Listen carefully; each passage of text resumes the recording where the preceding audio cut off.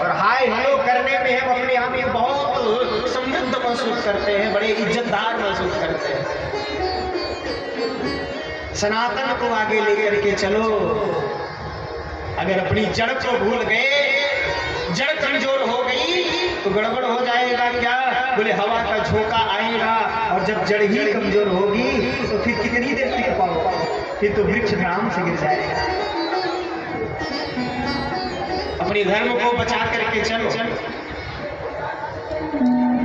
हमारे कितने सुंदर अभिवादन, आपस में कम से कम बच्चों को सिखाओ। मैं लखनऊ में कथा कर रहा था, एक सज्जन ने निमंत्रण दिया, महाराज जी आज हमारे घर में चलिए नाश्ता कर लीजिए। मैंने कहा चलो भैया। अब मैं घर पे पहुंचा, छोटे सा बच्चा, उसको बुलाया, बेटा महाराज जी आए हैं, जय सिया राम करो। आधा घंटा बच्चा खड़ा रहा, जय सिया राम नहीं बोला। मैंने कहा कैसे बोलेगा? कभी जीवन में संस्कार ही नहीं दिया तो कैसे बोलेगा? ये संस्कार देना है तो बचपन से संस्कार दो ना, अब तो सीखेगा।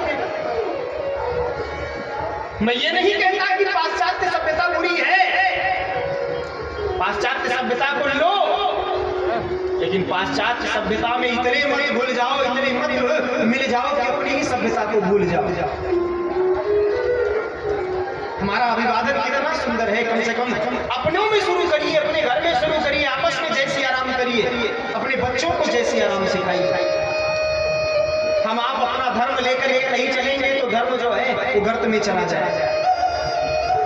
कहते तो है हम कि हम हिंदू हैं, लेकिन क्या हम हिंदू हैं? जरा चिंतन करके देखना। बनने को तो हम हिंदू बनते हैं, महाराज हमसे कट्टर कोई हिंदू है वो हो नहीं सकता। और अपने यज्ञ की ही स्थिति देख लीजिए, क्या जारी है। आज हिंदू एकत्र नहीं हो पा रहा है, इकट्ठा नहीं हो पा रहा है। मेला देखने का समय है, झांक करके निकल जाएंगे यहीं पे, लेकिन कथा में बैठने का, सत्संग में बैठने का, ये भगवान की परिक्रमा करने का समय नहीं है। हमारा पतन नहीं होगा तो किसका पतन होगा? धन कमाओ, लेकिन धन के साथ धर्म भी कमाना सीखो। अरे धन तो पशु भी अपने परिवार को पालना पशु भी जानता है, अपने बच्चों को पालना, बच्चों को खिलाना पशु भी जानता है। लेकिन पशु में और तुम में अंतर है। इस बात को दिखाओ कि हम मनुष्य हो। इतना सुंदर आयोजन, इतना बड़ा खर्चा, इतना बड़ा आयोजन हुआ है, इतने विद्वान अयोध्या से आए हैं, इतना बड़ा खर्चा हुआ है, तो कम से कम उसका सदुपयोग तो करो।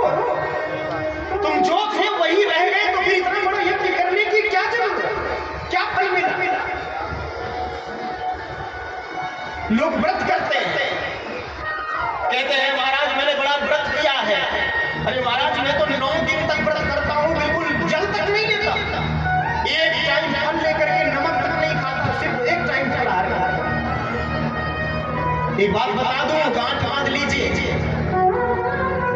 जीवन में भूखे रह लेना व्रत नहीं है। व्रत क्या है? बोले व्रत वो है कि अपने जीवन की बुराइयों को अपने जीवन से हटाओ। ये कि भगवान की 108 परिक्रमा कर लेना बड़ी बात नहीं है, रात भर परिक्रमा कर लेना बड़ी बात नहीं है। बड़ी बात क्या है? बोले यज्ञ भगवान में आकर के यज्ञ भगवान की परिक्रमा करते हुए एक संकल्प लो कि हम अपने जीवन की एक बुराई यज्ञ भगवान तुमको चढ़ा के जाएंगे। दारू पीते हो तो दारू यज्ञ भगवान को चढ़ा दो, भगवान आज से दारू नहीं पीऊंगा, ये जो दारू है मैं यही छोड़ करके आपके पास जा रहा हूं। सिगरेट पीते हो तो सिगरेट पीना छोड़ दो, यही छोड़ यज्ञ भगवान ये मैं बुराई आपको चढ़ा करके जा।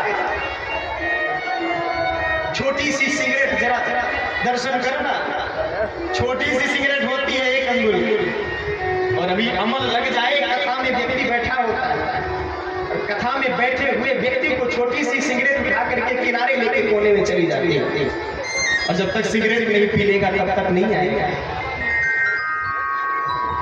अपने जीवन की बुराइयों को छोड़ना ही व्रत है, भूखे रह लेना व्रत नहीं है।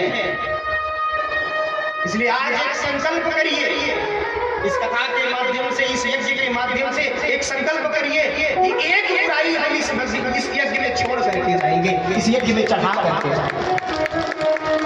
तब तो आपका कथा सुनना सार्थक है, यज्ञ भगवान की परिक्रमा करना सार्थक है। और आप जो थे वही बन करके, वही रह करके अपने घर चले गए, तो फिर आप में और पशु में कोई अंतर नहीं है। मैं कहूंगा धन खूब कमाइए, लेकिन धन के साथ में धर्म भी कमाने की चेष्टा करिए, धर्म भी कमाने की कोशिश करिए।